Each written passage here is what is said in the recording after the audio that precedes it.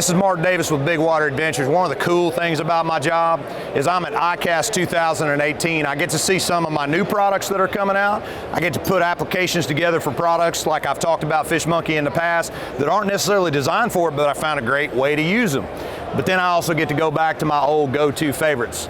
This particular pair, if you want to know, because everybody always asks me, medium weight, wire and glove, I like the American flag on it. If I'm going to latch on to something, take 2 or 3 wraps and try to get under the cover board and see who can pull harder, number one, I'm going to use Fish Monkey because it's a better bear.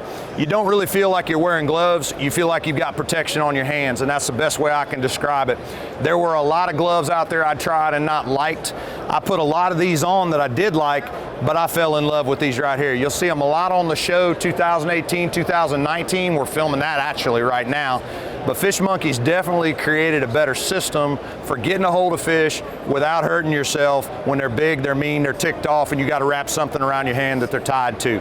So from ICAST 2018, everything you want to know about saltwater, the people, the places, the techniques, the tips, the tactics, and the companies, go to mosseyoak.com.